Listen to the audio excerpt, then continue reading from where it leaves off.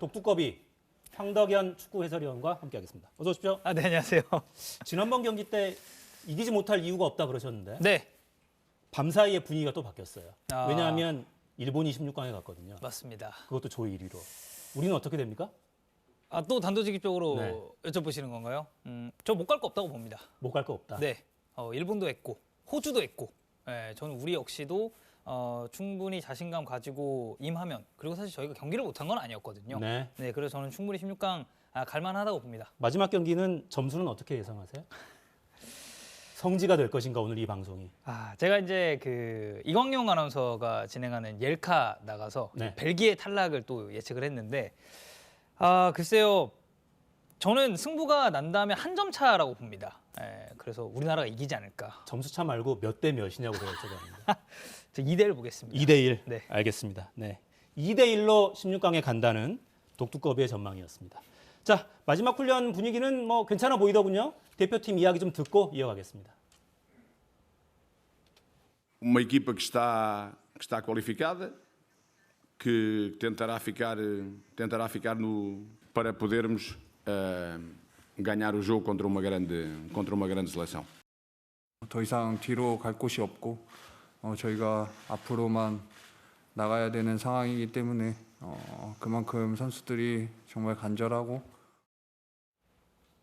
자, 한국 대표팀에게 2대 1로 질 포르투갈 대표팀 전력 분석 좀 해주세요. 네, 일단은 지금 물론 이제 26인 스쿼드 자체는 정말 좋습니다. 네. 정말 세계적인 선수들이 포진을 해 있고, 다만 대한민국전을 앞두고 상당히 이탈자들이 많은 상황입니다. 중앙 수비수 다닐루가 갈비뼈 부상으로 지금 정상적인 참여가 불가능하고요. 측면 수비수인 누누 멘데스 역시도 지금 직전 경기에서 좀 울면서 교체되는 모습이 화면에 잡혔었죠. 여기에 추가적으로 호날두 역시도 경미한 부상이 좀 있어서 네. 훈련 복귀는 했는데 몸 상태가 100%는 아니라는 소식이 있습니다. 공격수인 오타비오 역시도 지금 햄스트링 부상 때문에 좀 출전이 불투명하고, 포르투갈 입장에서는 지금 2승을 확보한 상황이기 때문에 16강 진출은 이미 확정을 지었어요. 그러다 보니 무리해서 부상자들을 데리고 와서 경기에 출전시킬 만큼 그렇게 주전조를 가동할 가능성은 약간 떨어진다고 볼 수가 있겠습니다. 근데 조 1위 해야 브라질 피할 수 있다. 이렇게 이미 이야기를 했잖아요. 네, 근데 그렇다고 해서 16강 진출이 확정된 마당에 부상이 경미하게라도 있는 선수들까지 동원할 만큼, 왜냐하면 포르투갈은 16강 진출하는 게 목표가 아니거든요. 네. 그 이상을 바라봐야 된다는 입장에서 향후에 부상자들이 돌아왔을 때의 상황을 생각을 해본다면 그래도 우리가 앞서서 가나나 우루과이를 상대했었던 포르투갈보다는 약간 주전조가 빠진 그런 스쿼드를 기대할 수 있지 않을까 싶습니다. 네. 호날두 선수는 노쇼 가능성은 얼마나 보십니까? 저 50대 50 봅니다. 50대 50. 네, 일단 선수 본인은 무조건 뛰려고 할 거예요. 왜냐하면 이 선수 자체가 본인의 이런 에고도 굉장히 센 타입이고, 특히나 이 지난 경기에서 뭔가 득점을 하는 듯 했습니다만 이게 결국에는 브루노 페르난데스의 득점으로 인정이 됐거든요. 네. 워낙에 골욕심이 많은 선수인데다가 이 선수가 85년생이라는 나이를 고려하면 이번 카타르 월드컵이 마지막 국가대표 메이저 대회가 될 가능성이 있습니다. 그렇기 때문에 저는 호날두 선수는 본인은 출전하고자 하겠지만 산토스 감독의 선택이 어떻게 될지에 따라서 이 노쇼 여부는 가려지지 않을까 생각이 듭니다. 네. 소속 팀도 없는데 월드컵에서 좀 뛰고 싶겠죠, 더구나. 자, 그러면 경계 대상 1호는 누구를 뽑으시겠어요? 주전 자원들을 생각한다면 아무래도 맨체스터 시티에서 뛰고 있는 베르나르도 실바, 그리고 맨체스터 유나이티드에서 뛰고 있는 브루노 페르난데스, 그리고 이탈리아 AC 밀란에서 또 활약하고 있는 하파엘 레앙 정도로 꼽을 수가 있겠는데요. 문제는 베르나르도 실바와 브루노 페르난데스는 만약 로테이션을 가동한다면 출전하지 않을 가능성이 있습니다. 다만 기량은 뛰어난데 주전조로 분류되지 않는 하파엘 레앙 같은 경우는 저는 나올 가능성이 매우 높다고 보거든요. 네. 이 선수가 지난 시즌 이탈리아 세리에 무대 MVP를 수상을 했었고 11년 만에 AC 밀란이 리그 우승을 하는데 굉장히 큰 공을 세웠습니다. 워낙에 빠른 선수고 드리블 돌파에 능한 자원이다 보니까 측면에서 개인 기량으로 우리 수비수들을 굉장히 좀 당혹스럽게 할 수 있을 만한 선수거든요. 네, 이런 점을 따져봤을 때 저는 오늘 경기에서는 하파엘 레앙 선수를 주목해야 될 필요가 있다라고 봅니다. 네. 자, 포르투갈의 1, 2차전 경기 내용을 저희가 그래픽으로 좀 준비해 놨는데 보면 점유율이 보세요. 60%가 넘습니다. 전반. 네, 사실 경합 점유율을 제외한다고 하더라도 상당히 좀 우위를 가져갔었던 포르투갈이라고 볼 수가 있겠는데요. 앞선 경기와 마찬가지로 우리와의 경기에서도 점유율은 포르투갈이 가져갈 공산이 매우 큽니다. 그리고 이 팀의 특징을 보면 측면 공격수 그리고 측면 수비수와의 연계 플레이에 집중하는 것도 있고 서로 간의 위치를 바꾸면서 상당히 좀 유기적인 플레이에 능하다는 점, 이 점을 우리가 경계를 해야겠고요. 아무래도 공격 진영에 빠른 자원들이 많기 때문에 이 발빠른 자원들을 통한 역습도 상당히 많이 나올 겁니다. 특히나 제가 앞서서 언급드렸었던 레앙 선수 같은 경우는 좀 출전하게 된다면 각별한 주의가 필요하다고 보여지고요. 측면에서 올라오는 크로스라든지 아니면 우리가 그동안 좀 약세로 지적받았었던 세트피스 상황에서의 집중력도 포르투갈을 상대로는 높여야 될 필요가 있겠죠. 네. 자, 1, 2차전 보면 수비 조직이 우리가 약간 좀 헐거운 느낌이 좀 들던데 네. 상대 공격수들이 좀 자유롭게 활동하도록 놔두는 부분들이 좀 있었어요. 오늘 좀 달랐으면 좋겠고 포르투갈 팀의 그래도 약점 요거 공략하면 그래도 우리가 경기를 좀 편하게 볼 수 있을 거다. 이런 건 뭐가 있겠습니까? 뭐 사실 앞선 두 경기를 놓고 봤을 때 이 팀도 아예 실점이 없는 팀은 아니라는 게 증명이 됐습니다. 특히나 가나전에서는 막판 이 수비 집중력 그리고 골키퍼 쪽에서 집중력이 떨어지면서 그 경기는 자칫 무승부로 마무리가 될 뻔했거든요. 네. 근데 어쨌든 승리를 챙겼고 일단 포르투갈은 측면이 됐든 중앙이 됐든 볼 잡은 선수가 순간적으로 고립이 되는 경향이 종종 있습니다. 그렇기 때문에 상대의 압박이 좀 가해졌을 때 고전하는 이런 케이스가 유럽 지역 예선이나 사실 포르투갈이 월드컵 본선 무대를 굉장히 힘들게 올라왔거든요. 1위로 직행한 것이 아니라 플레이오프를 거쳤기 때문에 그 과정에서 나왔었던 약점은 압박이 강하게 가해졌을 때 이것에 좀 당황하는, 고전하는 그림이 어느 정도 있었습니다. 그렇기 때문에 우리 대표팀이 우루과이전, 가나전에서 보여줬었던 압박은 저는 필수적으로 동반이 돼야 될 거라고 보고요. 또 하나는 지나치게 한 방향 위주의 공격에만 좀 치중한다는 점도 있습니다. 네. 그렇기 때문에 우리 입장에서는 상대가 반대편 활용에 좀 애를 먹었을 때 주로 공격을 진행하는 메인 루트에 대한 수비 봉쇄를 좀 철저하게 해야 될 필요가 있다고 정리할 수가 있겠죠. 점유율이 높든 슛을 많이 때리든 유효 슈팅이 많든 뭐 중요하겠어요. 골이 들어가야죠. 네, 맞습니다. 네. 어떤 장면을 제일 기대하십니까? 일단 전제로 제가 하나 말씀드리고 싶은 건 포르투갈은 항상 월드컵에 출전할 때마다 우승 후보로 꼽혀왔고 네. 이번 H조에서도 강력한 1위 후보로 많은 이들의 입에 오르내렸습니다. 근데 지금 그 우리가 알 바가 아니에요. 일단 우리는 무조건적으로 승리가 필요하거든요. 저는 그래서 이제는 손흥민 선수가 한 방을 해줘야 될 때가 아닌가 싶습니다. 사실 앞선 두 경기에서 손흥민 선수가 본인이 소속팀에서 보여줬었던 시원한 슈팅이라든지 이런 부분이 좀 안 나왔거든요. 그래서 이제는 손흥민 선수의 이 발끝을 주목해 보아야 될 필요가 있겠고 아무래도 지난 가나전투 최고의 스타 아니겠습니까? 조규성 선수의 네. 머리 역시도 저는 대단한 무기가 될 수 있다고 보는 게 이재성 선수가 출전했을 때 조규성 내지는 손흥민과의 연계 플레이도 대표팀은 충분히 기대해 볼 수 있는 포인트 중에 하나고 역시나 이강인 선수. 이강인의 크로스, 조규성의 마무리. 사실 포르투갈전에도 저는 나오지 말란 법은 없다고 보기 때문에 상당히 많은 선수들에게 저 개인적으로는 기대를 걸고 있는 입장입니다. 이강인 선수 딱 교체 투입되자마자 뭔가 경기장의 공기가 딱 바뀌는 것 같은 느낌이 네, 있었거든요. 그리고 사실 1분이 채 되지도 않는 시간에 바로 또 어시스트가 그러니까요. 나왔기 때문에 이강인 선수는 단순히 뭐 팬의 입장에서 바라보는 저희뿐만이 아니라 벤투 감독 역시도 물론 경기는 못 나오겠지만 많은 기대를 좀 품고 있지 않을까 싶습니다. 네. 선발 출장할 가능성은 어떻게 보세요, 이강인 선수? 저는 이제는 이강인 선수가 이미 소속팀에서는 진작 잘하고 있었고요. 올 시즌 라리가 무대에서 본인의 공격 포인트 또 커리어 하이를 기록하기도 했는데 대표팀 레벨에서도 월드컵 본선 무대에서 증명을 했단 말이죠.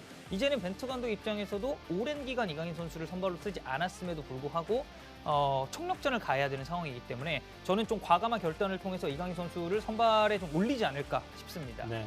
자, 우리 스타일에 잘 녹아든다. 그러니까 이강인 선수가 들어오면 뭔가 4년 동안 맡아왔던 팀 컬러랑 좀 안 맞는다 이런 평가를 했던 것 같은데. 네. 그래서 요구가 굉장히 높은데도 안 썼잖아요. 그렇죠. 근데 조금만 더 빨리 넣었으면 이런 생각이 자꾸 들 테니까 벤투 감독도. 네. 근데 손흥민 선수 말이에요. 네.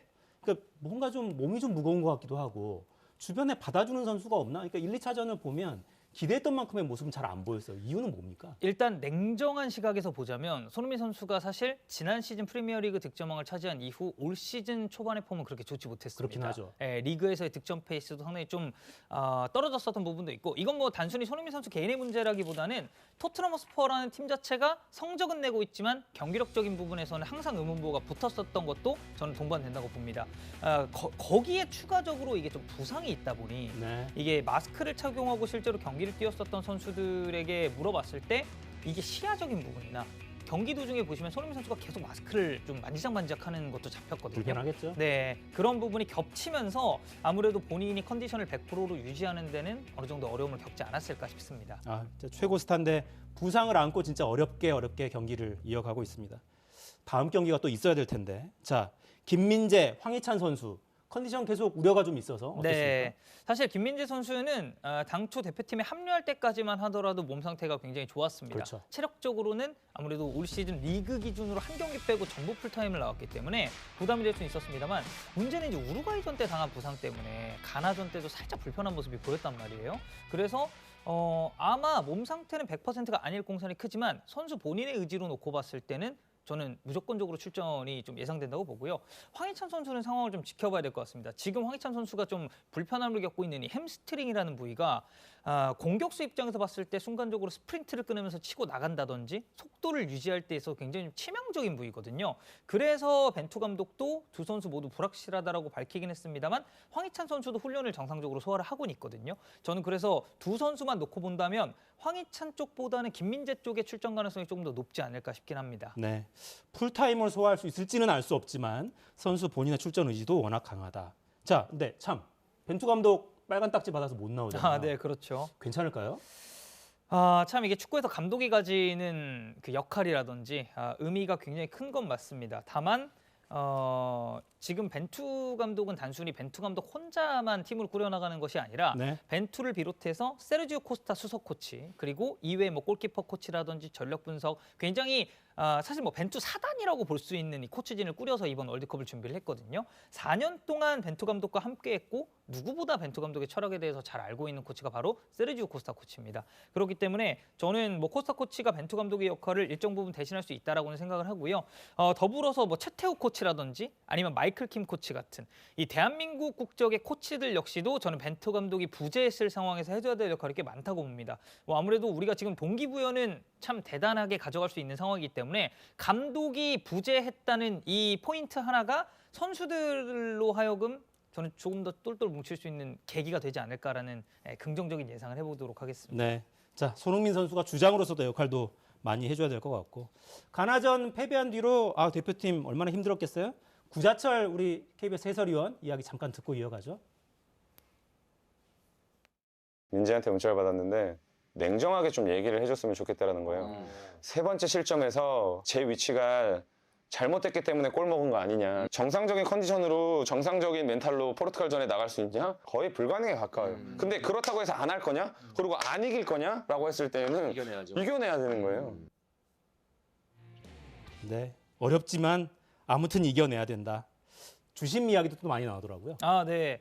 이 주심이 이제 아르헨티나 국적의 주심인데요. 2019년부터 국제 심판으로 활동을 했습니다. 그리고 2013년부터 이제 아르헨티나 일부 리그를 관장을 하고 있는데 올 시즌에 아르헨티나 리그에서 기록을 좀 보면 공식전을 20경기 이제 피스를 잡았어요. 근데 거기서 나온 경고가 무려 104장.